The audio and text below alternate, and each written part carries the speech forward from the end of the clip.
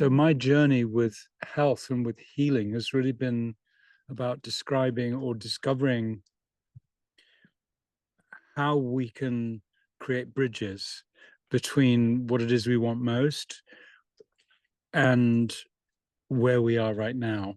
But it's not just about outcomes, it's also about the healing that comes from repairing something that's been separate. We use the word repair thinking, I got to get my car fixed. But when we think of it in terms of the architecture of humanity, there's a restoration that needs to be made. And that's really what compels me and fascinates me about this work.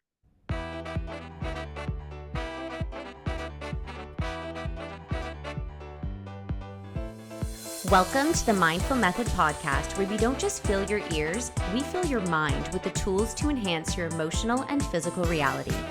I'm your host, Jiordana Saade, here to guide you on this journey of the body-brain connection and help you take your power back to create the life you've always wanted. So grab a seat, because class is in session and our method is on the syllabus. Here at the Mindful Clinic, we're not just changing your mind, we're changing your life. One mindful moment at a time. Hey everyone, welcome back to another episode of the Mindful Method podcast. I am joined by a very, very special guest today. This is Anthony, and actually someone from my team has been following you, Anthony, and was like, Jordan, you got to meet this guy. You're going to love him. I think we have a few similarities in our stories, and so much of what you're doing and the way that you address some of these like treatment resistant disorders is just such a holistic and beautiful practice that I am always trying to learn and like immerse myself more in. So first of all, I'd just like to say thank you so much for being here from Tuscany. So Wow, how lucky I feel. Not just to be heralded the way you've heralded me, but also to be able to speak my truth and really share what life I feel is, at least for me, all about, and how wonderful it is that we can meet each other and have an opportunity to share together. agreed. Okay, so I think where I'd like to start is where I start with all of my guests. But obviously, when we end up in a vocation or a purpose that is so specific, I'm going to say, and so powerful, it usually stems from our own personal stories. Very rare do I see somebody just go to school for this type of thing. So I would love to hear your story and what brought you to where you are today. Thank you. Well, my first life was about architecture. I lived in Italy. I sound English, but I've actually lived in Italy longer than I've lived in England. And when I moved here, I was 32, and I spent 25 years restoring old buildings involved in architecture. And I used to restore really for Americans and English people, and we would do anything from a little cottage to a castle or an ancient monastery. And sometimes even we would have to number each stone as we took the building apart so we could put it back together authentically in the same way. So I was kind of detail orientated and into rebuilding things, but I never really knew that that would end up where it is now, which is really more about, I guess, the architecture of the soul, or the architecture of our human experience, and understanding that there's something. I mean, we live in a dualistic world, so it's perhaps a cliche to say that there's something that we're separate from. So my journey with health and with healing has really been about describing or discovering how we can create bridges between what it is we want most and where we are right now. But it's not just about outcomes, it's also about the healing that comes from repairing something that's been separate. We use the word repair thinking, I got to get my car fixed. But when we think of it in terms of the architecture of humanity, there's a restoration that needs to be made. And that's really what compels me and fascinates me about this work. Yeah, so much of what you said resonated, especially in the context of the way that you described the soul and the separateness that we experience. I have my own theories about this, would love to pick your brain on yours, but um, I like, I mean, I believe that we kind of come in as this like whole soul, and then we choose our parents like because of their like soul separateness, and we choose the Mm, like woundedness that we go through, and then that mm, wound, like that pain becomes our purpose. Like our purpose is like recovering ourselves. And I know that you had done some research and looking into my story, and so much of my story and background stemmed from addiction. And one of the best quotes I ever heard from Dr. Gabor Mate, I actually studied under him for like a very short amount of time before he got really big, but he always says that, the reason why we call it recovery is because we're literally like recovering ourself. And part of that yeah, addiction is that like separateness, like we're like escaping yeah, the yeah. the connection to ourselves. And so, yeah, I just wanted to reflect that back to you and say like, bang on. I'm obsessed with it. Yeah, thank you. I remember once my elder brother, who was not short on words to criticize me, but also guide me in some ways. This reminds me of something my brother said to me when, it's like elder brothers and siblings, you can imagine that kind of relationship where he said to me when I was getting better, he said, I think I liked you more when you were ill. You were more real when you were ill. And that's when I understood for myself that we call it recovering, but actually, is that what we really want to do after we've discovered something profoundly true about ourselves? Do we really want to cover it up again? Mm, oof. Wow. Very powerful. So Yeah. you kind of had mentioned when I asked you about your story, you're like, the first part of my life is I was in architecture, and then you hadn't really gone into the second part. So can you just, I mean, I know your background, and I know that you also have a story with addiction, and so I'd love if you could share some of that with my audience and how you kind of discovered rather than recovered.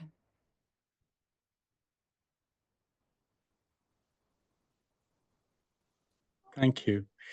I I think like most people of my generation, I discovered what was wrong with my life as a result of hitting a wall Mm, fast. And I'd always been kind of a type A personality, always in the fast lane, very accomplished, very outcome orientated, very successful, very wealthy financially, mm, but not feeling a wealth of spirit. And I knew that I wasn't happy. But if I could stay a step ahead of myself, especially a step ahead of my shadow, that I might not have to look at myself, right? And with all the accolade and the status that I had, I could have carried on that way. But I also knew I was a very spiritual being because the first time I met the breath, which is what I work with, I was about 8 years old, and I was at boarding school and very unhappy in England, and really, really not enjoying life. I mean, I wasn't a happy child. My family wasn't close like an Italian family could be. But this kid came up to me and he gave me a paper bag and he said, "Hey, breathe into this 20 times." And so I did. And I had such an extraordinary experience. He grabbed me from behind and he let me down to the ground gently after I'd taken these 20 breaths. And I felt like I saw heaven. I don't know any other way to describe it. I think perhaps a near-death experience.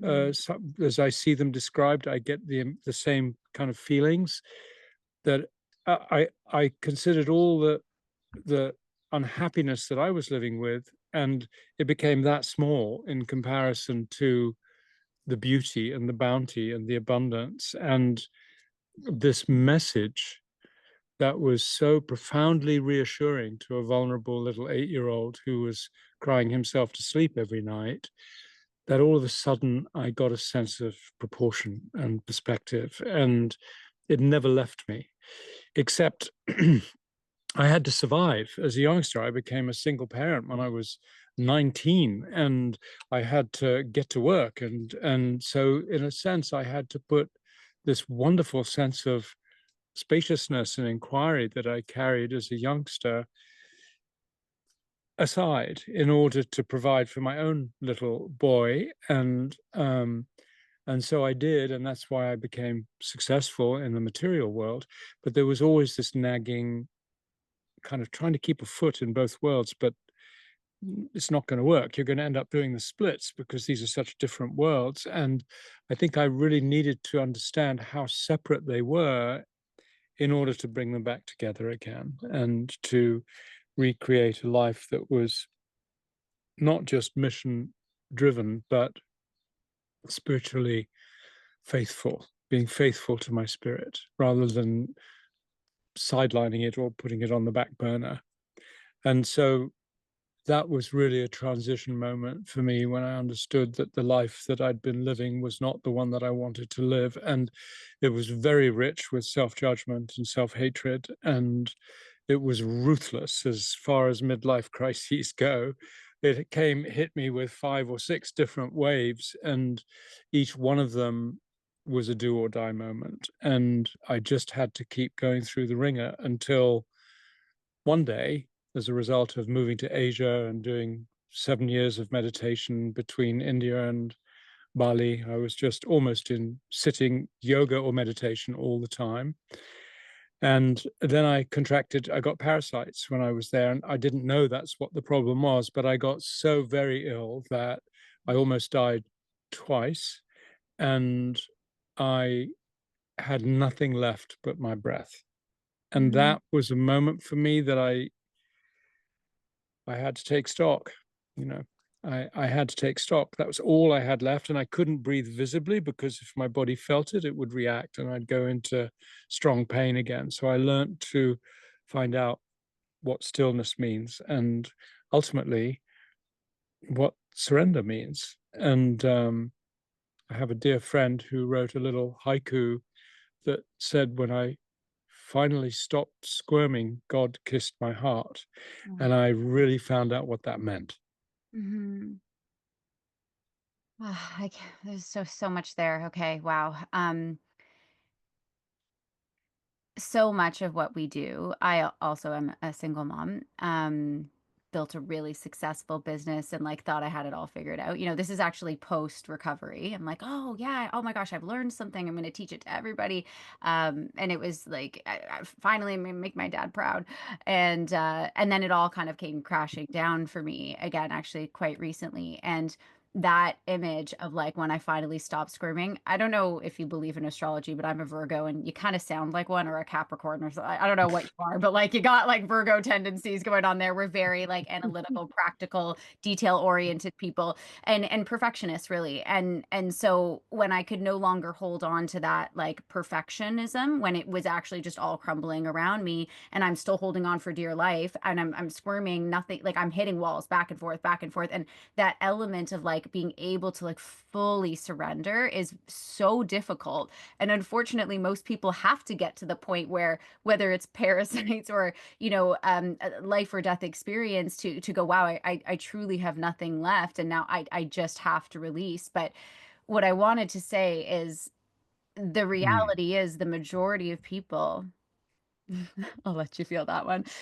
The yeah. reality is the majority of people are in that place that I just described, that you described, where they're really just they're trying to survive. Like they're doing the 9 to 5 job. They're getting the material items so that they could take care of their family, single mom or not single mom. Like we live in a world that if both parents aren't working, and especially in North America, we're all just running in a hamster wheel and nobody's happy. And one of the biggest things that I deal with in my practice, mostly women come to me for food addiction, but it's not about the food ever. It's never about the food. It's Mm. that's the coping mechanism, right? It's like these people are so unfulfilled and because they are stuck in that survival.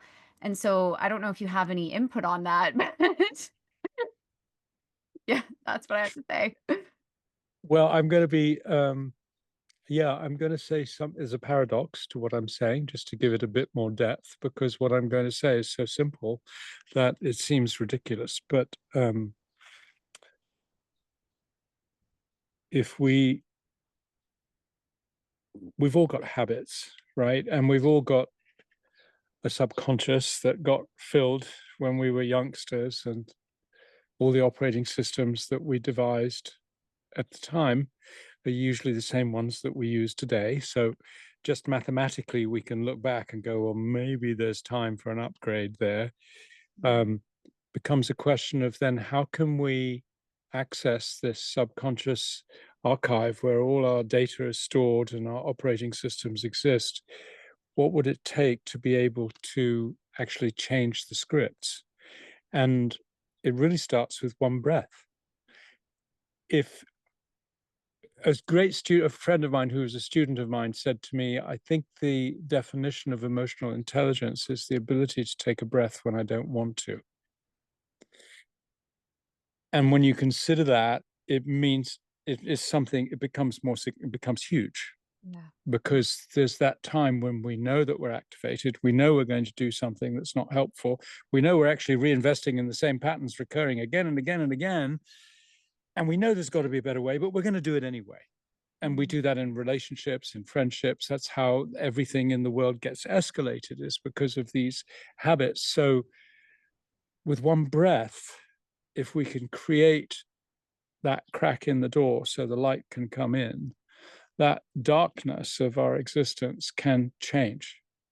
And it just takes that one crack. And in that breath, then if we can use our emotional intelligence as we develop the strength of it to maybe take another 10 breaths, if that's all we can choose, what we're doing is we're beginning to reinstate choice in this cycle of events that actually becomes choiceless. And as you know, having studied with Gabor Mate, that when we're first impacted and when we're first traumatized, there are two things that we lose. We lose our choice and we lose our breath. So if we can make it a practice and make it a habit to bring consciousness to our breath when we don't need that high level of emotional intelligence, when the crunch comes and it becomes more automatic for us to know that, okay, my go-to is my breath. That's the first thing I'm going to do. We are creating that crack in the door, and the light can come in, and then we've made a choice.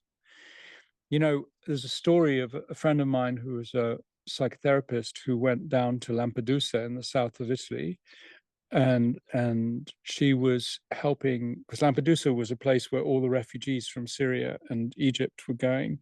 Wait, this is like 7 or 8 years ago now. And her experiment was that when people came off the boat and she saw people in all conditions, you know, people who were half dead, parents holding dead children, little kids that had been on a dinghy for 14 days without food, some horrid things were happening. The first thing that she would do is that she would congratulate them on having made the right choices to survive. The people that she streamed in, the people that she handled as coming into Lampedusa were the quickest to integrate, because they were given acknowledgement that they'd made a choice, albeit it probably didn't feel like it to them, and that they were survivors. And that was giving them some substance to a terrifying experience that they'd had, but it would give them some substance and some purpose. And recognizing and acknowledging them was a way for them to get some kind of traction. You can imagine landing on an island where you weren't particularly wanted, you were given food grudgingly and blankets, and you know, you're a refugee. You all of a sudden have zero status. So I think this element of the breath and reinstating choice, especially bringing the breath back to those times in our life that we did lose it, becomes a deeply healing act that we're all able to do. So if you're feeling that there's no point anymore, that the cycle is endless, there's no way to break it, I don't have the substance or the strength or the support to break it, I really encourage you to consider the value of one breath, Mm. because after studying breathwork since I was 8 years old, that makes it 62 years that I've been studying the breath. I think I know just about one breath. I know that much. It's Mm. such a huge subject Mm. that, and it's so spiritually powerful. It's referred to in the Bible 43 different times as a supernatural force. Mm. Consider it's in the Quran, it's in the Kabbalah. You consider if you were given this magic wand and you could wave it and make things happen, that's what your breath is. If you're just willing to embrace it and develop intimacy with it, that's how powerful it can be. Mhm. Yeah, I actually just got like a little bit emotional there when you were talking about the refugees from Syria in particular, and maybe this is like a personal projection, but in particular the idea of congratulating people for doing what they had to do to survive, because I think that kind of going back to one of the first narratives that you shared with us, in that there was a lot of self-criticism, a lot of personal judgment, and oftentimes of course, like, we're our own worst critic, and whether we pick up that narrative from our parents or it's multi-generational, I think that when good people make bad choices or like, you know what I'm saying, right? Like when an individual continually makes a decision or makes a choice that keeps them stuck in, whether it's a habit, an addiction, or a situation of scarcity, and hurts people around them. Like, I can think of terrible things that I did when I was an addict, like the hurt my whole family, like my poor mother is all I have to say. But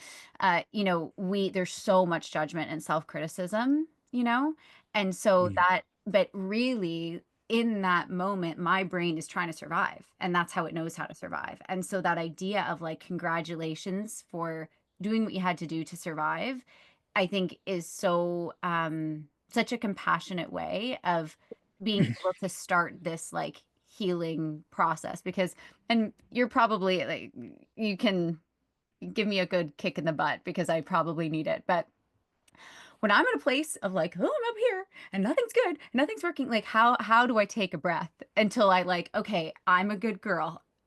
I am loved. And once I like calm that nervous system down, then I can be like, right? But how do we go from Yeah. up here to like, okay, I gotta take that breath? Yeah, thank you. I'm still figuring that one out, by the way, after 62 years. So, but I do know this much, that if you practice it when you don't need it, when you need it, you'll turn to it.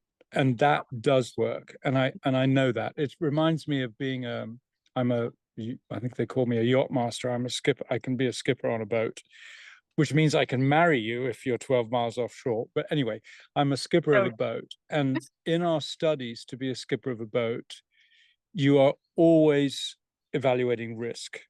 And because if something hits the fan, things can happen really quickly, mm, especially a sailboat where you've got so much power in the wind. Um, there's always a protocol that you follow.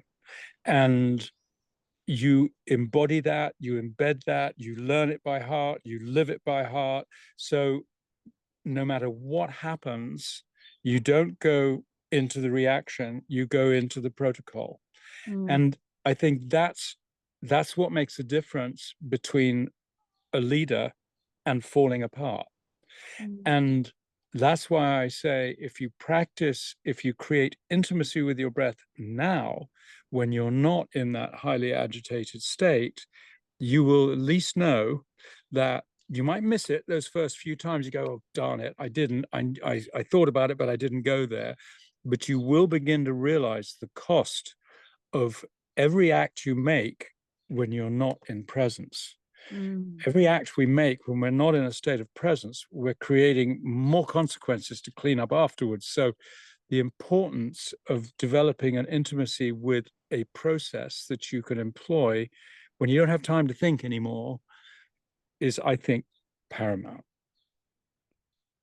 when I was doing my PhD, I was trying to get into this course and I couldn't get into it.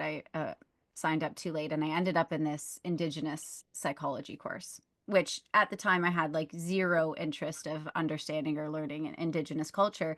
And my God, did the universe just put me in the right place at the right time, because that was probably one of the most profound courses I've ever taken. But one of the most beautiful concepts that I remember reading and learning about was the idea that, we live in this world. If we even think about Maslow's hierarchy of needs, right? Like we have like it's a triangle on the bottom. We have like food, water, shelter, sex, etc. Then we move up to self-actualization. But at the end of the day, in the majority of the world that we live in, we have to earn water. We have to earn food. We have to earn all of these different things that we think are going to, keep us safe, make us happy, etc. But the indigenous culture is kind of that triangle flipped upside down. So when they're born into self-actualization. You're already worthy. The entire community works together to make Mhm. sure everybody eats, everybody has a purpose, everybody has a house over Mhm. their head. And Mhm. one of the most eloquent ways I heard it described, which just reminded me of what you were talking about, especially with the magic wand, is that when a baby comes into this world, they don't believe they have to earn their first breath. They just breathe. And Yeah. it's like the thing that literally keeps us alive, completely free. Our Yeah. body knows exactly how to do it. We don't have to like work for it, beg for it. It Yeah. just does it, right? Yeah. And Yeah. we spend so much time trying to perfect all of these, I don't know, like skills and uh, obtain material things, or just even if it's obtain relationships, build a community, whatever it is, when in reality the answers actually all are right here. Like if we just stop and turn right back in, we have everything. Like that, it's in that breath. And so if you've got me converted. And I was laughing when you were saying, you said something, you said when you're most resistant to that breath is like when you need to take it, essentially. And literally is almost, you're psychic and you could read my mind, because I have been so resistant to breath work. Everybody says, Jordana, do breath work. You're going to love it. Da, da, da. And I'm like, oh, like it just, to me, I'm like, I can't do it. I love meditating, but breath work in itself is something I've always been resistant to. And I was just thinking about my resistance to it. And then you said that, and I was like, oh my God. Okay. So just letting you know, I'm fully converted now. Well, congratulations, because where there's the most resistance, there's also the most possibility, right? So, we build up that energy to resist and resist, and if you can, it's like the avatar. If you can get in the saddle, you can go places with that enormous power it takes to resist things. So, congratulations on that. And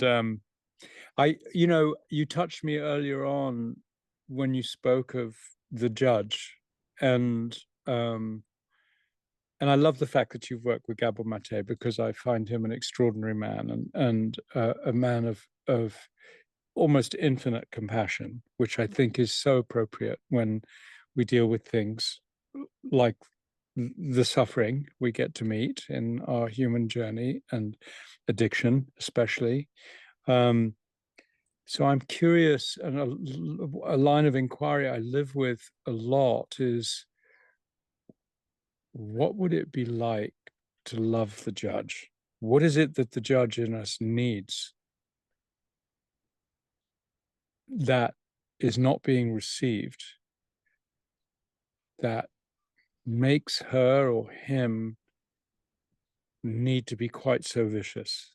And I, I, it brings me to inner child work. I think that we've heard these almost mantras of, you're too noisy, you settle down, you're too much, you should be this, or you should be, or I'm ashamed of you, or these conditions that kind of, you know it's normal, this is normal, and Mhm. and we grew up thinking that this was normal. And so when you talk about reversing the hierarchy of needs, I couldn't agree more.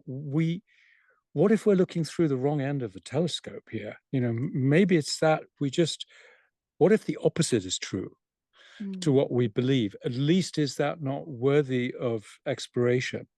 That when we hear these things, when we look at our own beliefs, can we just check out the opposite of that belief and see if there isn't a grain of truth in that? Because that can change everything.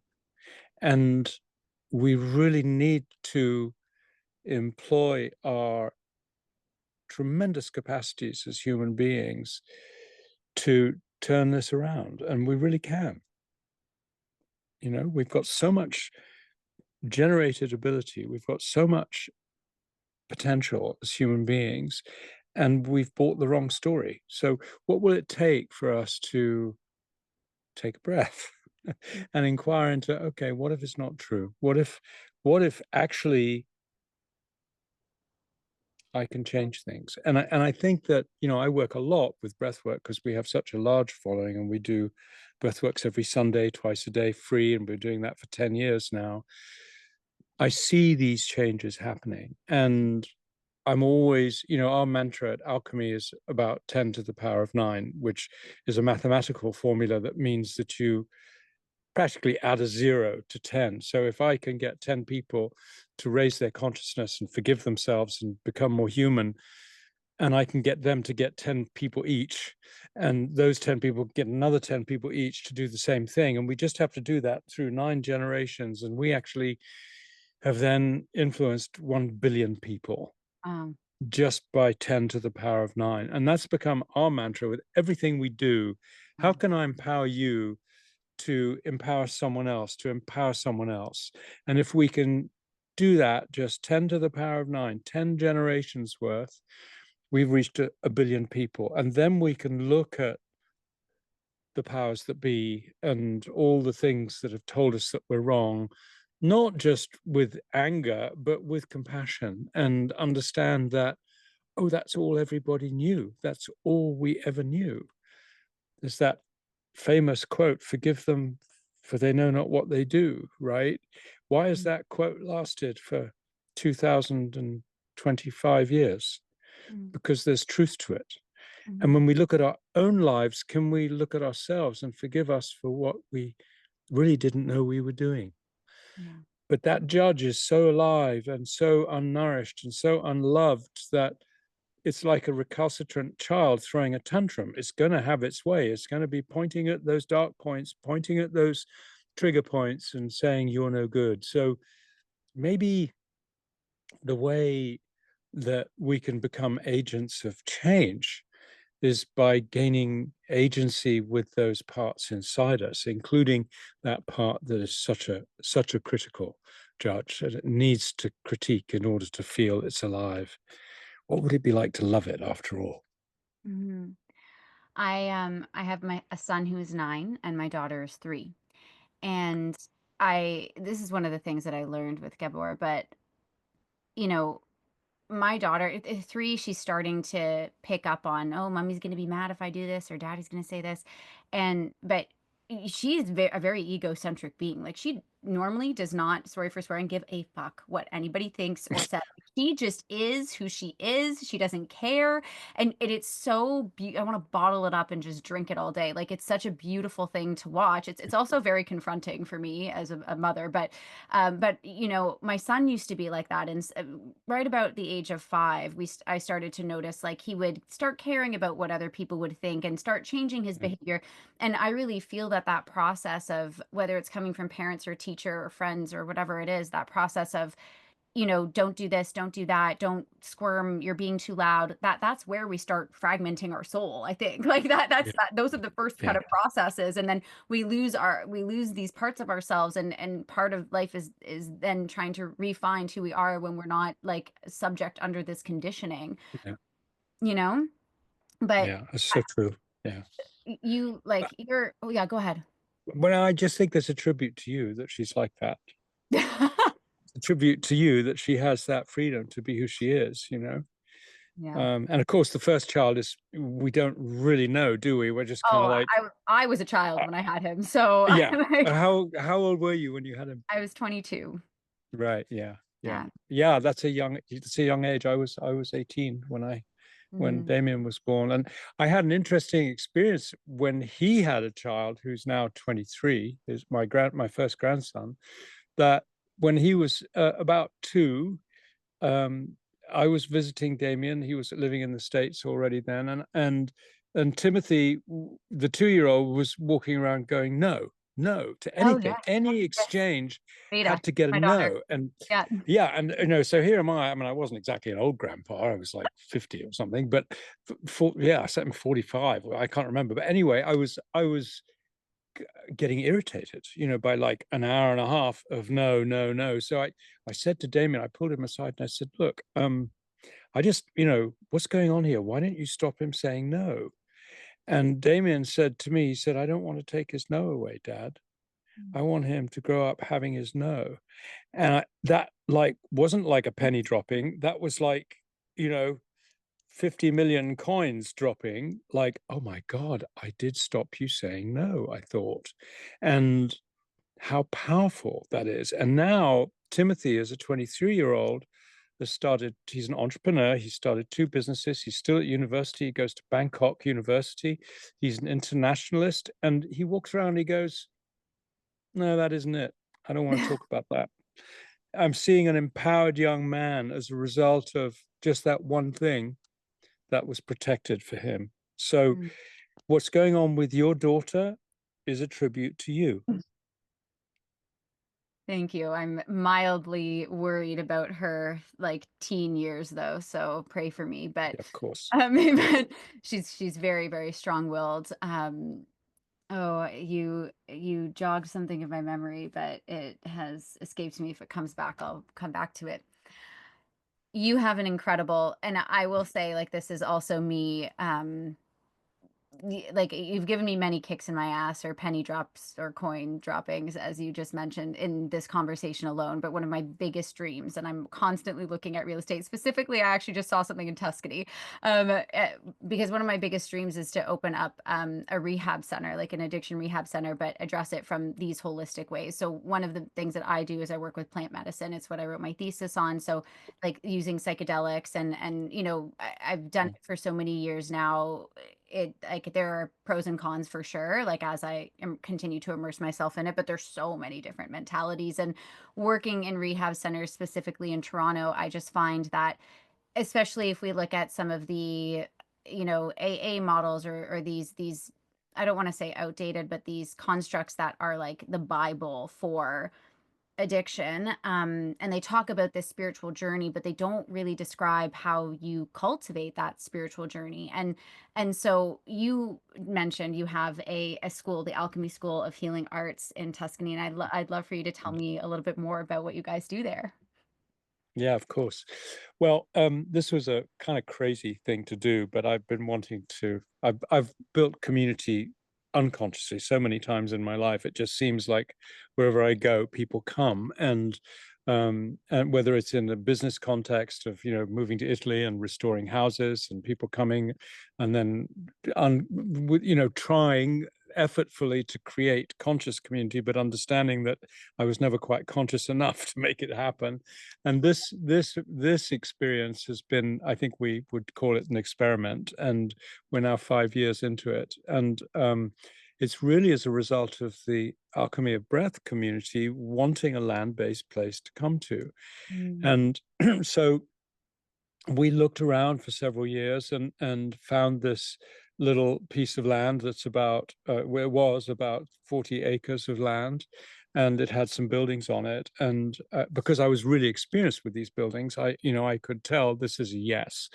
And so I took Amy, my wife, to see it, and she went, no, absolutely not. And of course, you couldn't see anything because the grass was so long. You needed a step ladder to see above it was like shoulder high, the grass, and it was completely covered. And she said, it's just in terrible shape. And I said, yeah, it's perfect. It's perfect for what we want to do. She said, I can't see it. And I said, I know, but when I cut the grass and we clean out the buildings and start to rebuild things, it took 3 years for Amy to finally trust me to do this. And then we went ahead. And it wasn't just a center for transformation or transitions, or something like detoxing or letting go of habits or addictions.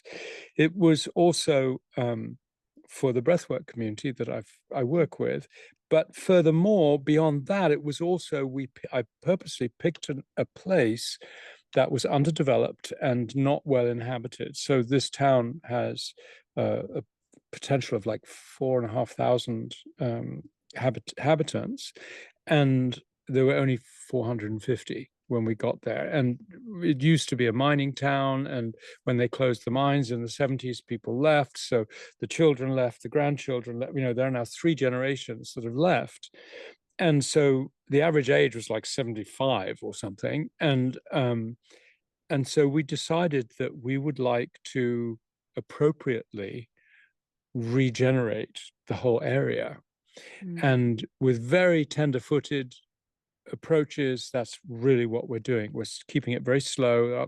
Probably now 60 or 70 people that live there permanently. There could be several hundred, but we've really kept it slow because we don't want to colonize. I've lived in Bali and I've seen what happened to that beautiful island. I've seen in India what's happened to hotspots like Goa. We really didn't want to do that. We wanted to interface and learn from the wisdom of the locals, and then also bring in what our offering is too, and to create a marriage between the two. And it's really worked well. And then, of course, what happens during the summer, that number swells from 60 up to maybe a couple of hundred, because we have so many people coming through to do breathwork programs, consciousness programs. We now have other people coming like yourself to come and do retreats there. We're now starting to work with CEOs and entrepreneurs to give them a place to kind of go deeper than this line and optimization, to go a little deeper into their own beings and learn about inner leadership. And we're running all kinds of programs now. So my wife Amy runs intuition. She's a seer. She's a clairvoyant, and she teaches people how to connect with their own intuition. She's also a singer, so we do theatrical stuff. It's growing now into something really quite significant. We'd love to have you as a neighbor. I was gonna say, like, just keep my number. Yeah. We'd love to that have you as a neighbor. that would be incredible. I'm always so grateful when someone from my team like finds a golden nugget. Everybody that I meet accidentally, I'll say, is never by accident. So I love what you're doing. I'm so grateful for you sharing your time, your expertise with me and my audience. And it's just been an honor to get to know you. And let's keep the conversation going, please, because I think that there's a good opportunity here. Yeah, I would love to do that. I'm really glad we're in contact. And are we closing? Are you needing to close? I mean, I can talk all day with you, but I just wanted to respect your time. Oh, that's very kind of you. As long as I've got light, I'm okay. I mean, I'm presuming we're at an edit point now, or you're going to leave this in for Sure. realism. But I'd love to mention my book, Please. if I can. Yeah. Um, I and actually, yeah, go ahead. no, tell me. Upon closing, I do like it. Is there anything you want to share with the audience? So like, I'll Right. like, Okay. yeah. But if there's any other Great. touch points that you think that's like not related to like book programs, etc., that you feel would be important, let me know. No, I'm good. I'm good. Perfect. There is extracurricular stuff that I want to ask you, so we can help you in promoting when the podcast comes out. We have a protocol that we can start sending it to our news list a couple of weeks in advance and all that kind of stuff. So I'll mention that once we shut off the recording, then we can. Perfect. Yay. Okay, I'm just gonna do a little clap for my editor. Okay, well, Anthony, just again, this has been an absolute blessing and honor. I feel very lucky to have met you. You are quite a unique individual, and I hope that you know that 10 to the power of 9, even just that one thing. Like, there's so many things I've taken from this, but that idea of building a community and changing the collective consciousness in a way that is so holistic as you're doing it within this town and in the greater and higher good of everybody. I think that it's a rare thing to be able to lead that. So again, just so grateful. I know my audience is going to be just all over you and your content. So if there's anything that you want to share with my audience, I would be grateful for that. Oh, bless you. Thank you. You've been such an inspiration. I see me and you, and for you to be so advanced at your young age and the work that you're doing to help people is just warms my heart and thrills me. It's thrilling. So I'm delighted to be able to spend time with you. And yes, I have a book that's now on Amazon. It's called Outer Chaos, Inner Calm. And what it's really about is how do we transform the outer mess into something that can nourish a calm, steady candle inside us. And then how does that inner calm begin to re-influence the world around us? And that's really what the book's about. It's a journey through that, and it's an introduction to the work that I've been developing for the last 45 years. So it's a great read, and it's fun, and it even talks about our little town in Italy, Castellazzara. So you'll get a little insight into what life is like in the simple Tuscan hills.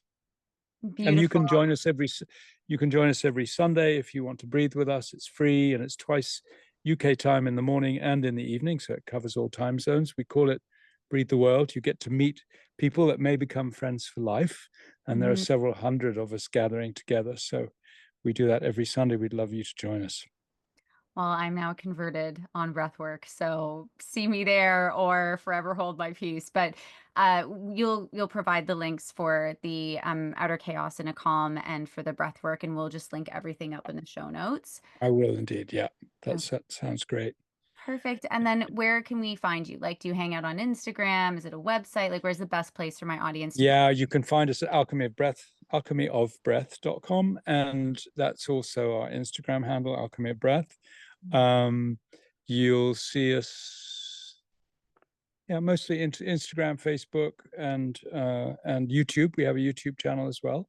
Check us out on YouTube, and we'd love to work with you. So even if you want to try a breath walk, you want to find someone else to try it with you. We have people who come to Breathe the World, and there may be 5 or 6 of them in a room on a Sunday morning, and then they have brunch afterwards and they share. And it's just a great way to be reminded and to find yourself in a community that really cares.